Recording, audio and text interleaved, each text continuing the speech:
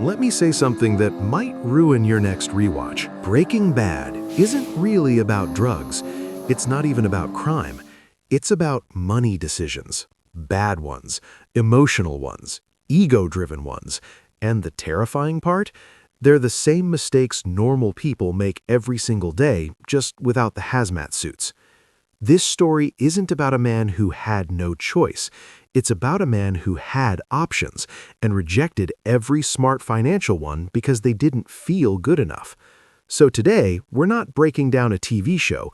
We're breaking down why people blow up their finances, how ego destroys wealth, why more money often makes life worse, and how to avoid turning a temporary problem into a permanent disaster. This isn't entertainment. This is a financial cautionary tale disguised as prestige television. Part 1. The lie we tell ourselves about money. Every financial disaster starts with the same sentence. I'm doing this for my family.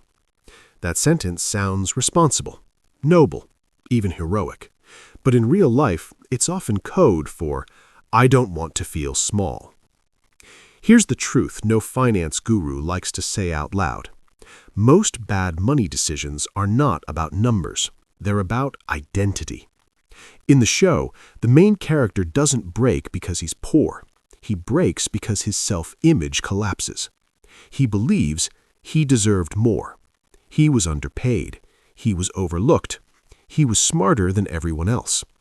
And once you believe the world owes you something, you stop asking, is this smart? Is this legal? Is this sustainable? You only ask, does this make me feel powerful again? That's not a criminal mindset. That's a human mindset. Part 2. The first bad decision is always small. Nobody wakes up and says, today I will destroy my life financially. It starts small. In real life, it looks like putting expenses on a credit card just this once. Borrowing from retirement because I'll pay it back. Taking a risky investment because I'm behind. Ignoring insurance because nothing will happen. In the show, the first mistake isn't crime. It's short-term thinking. A temporary problem appears. Medical costs. Fear of being a burden. Fear of being remembered as a failure. Instead of asking, what's the boring, legal, slightly humiliating solution? The character asks, what's the fastest way to fix this without losing pride? That's where everything goes wrong.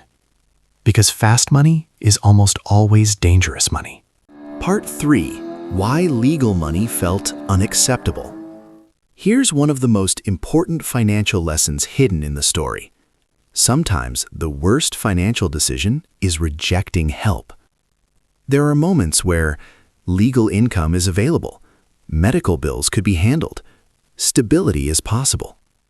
But the offer doesn't come with status, and for some people, status matters more than safety. This happens in real life all the time. People refuse a lower-paying job that offers stability, financial help from family, declaring bankruptcy early when it could save them, downsizing their lifestyle. Why? Because those choices feel like admitting defeat. But here's the financial truth. Pride is one of the most expensive habits you can have. Part 4. The I'll just do this once trap. One of the most dangerous phrases in personal finance. Just for now. Just for this month. Just until I catch up. Just until things improve. Temporary risk has a way of becoming permanent behavior. In the show, every escalation is justified as one last move, one final store, one more push. In real life, that's one more loan, one more risky trade, one more side hustle that eats your health, one more year of burnout. Money decisions made under pressure rarely shrink, they expand. Part 5. More money doesn't solve bad structure. Here's the biggest lie people believe. If I just made more money, everything would be fine. But the show proves the opposite. As income increases, risk increases, complexity increases, stress increases, exposure increases. The problem was never the amount of money.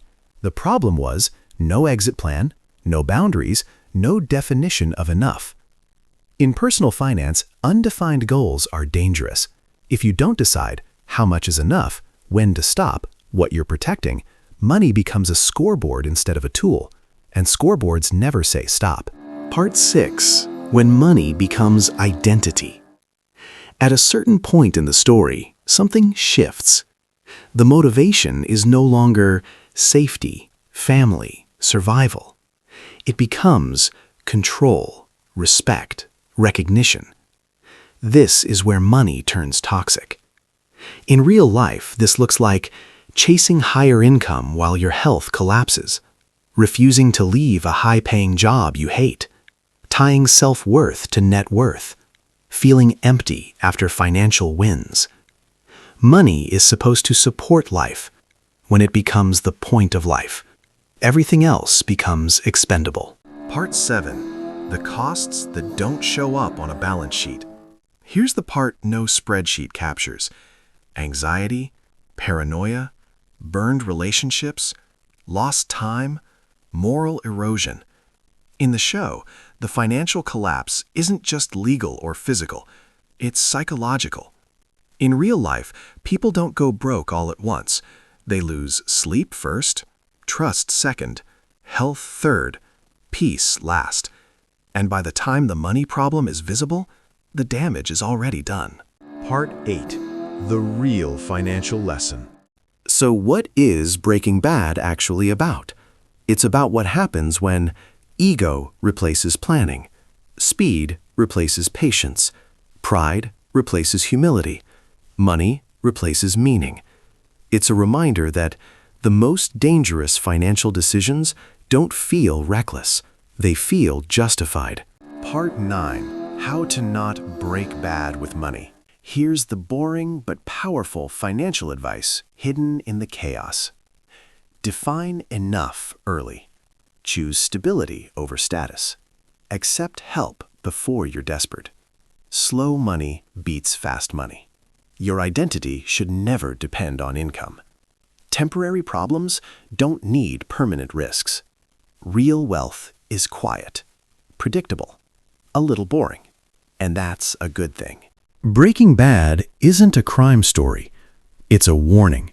Not about drugs, not about violence, but about what happens when money becomes the thing you use to prove your worth. If you enjoyed this breakdown, remember, scams are exciting. Fast money is thrilling. Ego feels powerful. But real financial freedom? It's calm, it's boring, and it doesn't need to break anything to exist.